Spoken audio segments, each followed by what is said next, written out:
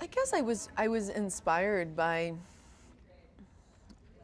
a woman with this kind of primal drive in a genre like this, and in a movie where this iconic character has kind of always taken charge of that. And I think that was appealing to me, and I definitely resonated with that. I mean, I feel like I think women in our society are just tired of being kind of betrayed as, you know, standing in the back and just having the guy do everything for us. And I think in this kind of circumstance where, you know, it's do or die, I think women would actually do really well. And there was something nice about, you know, exploring those human attributes in this world, being a girl.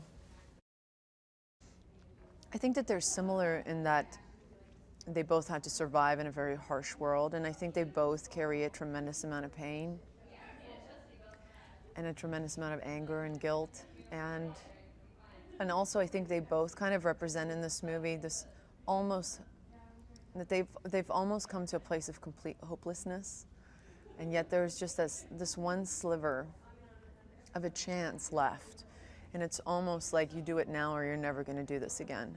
And I think they both are warriors in that same kind of rogue manner, that they've done it on their own for so long. I think it makes for a really great dynamic too, because two people like that have almost lost all social graces, getting stuck in a vehicle together, and they're just like, you know, like, I don't know how to do the small talk stuff, is interesting to watch.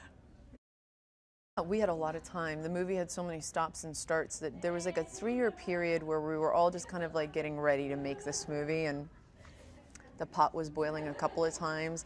And I think we all utilized that time as much as we could to physically be ready for it, because George was very honest in saying, look, I want you guys to really like embed yourself in this world and do a lot of it. And it was, you know, the mechanical arm really informed me that she would have to have a lot of upper body strength and just the fight sequences and things like that. So I knew that would be the hardest part for me. Just for girls, it's tough to like get that upper body strength. So I focused a lot of that before I went there, and then once we started shooting the movie, that was probably the hardest thing for me to maintain. I think actors especially, it's a nice crutch to fall on, the old dialogue.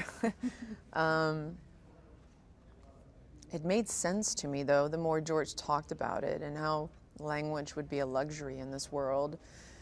And because she's so rogue, that kind of conversation is never really to be had with anybody, because she's just living such an alone life. And then when the movie's kind of, you know, this entire movie is happening at such a speed that there really isn't time to stop and talk about things. And when we do talk, it's really fast and really short. And it's like, we gotta go. We can't, like, there's no luxury here. Let's go. So I think we all understood it and we embraced it, and then doing it is a little different. It's a little challenging, you know. There are days, I think especially earlier on, when we started on the film, it just didn't feel like it was going to ever be enough.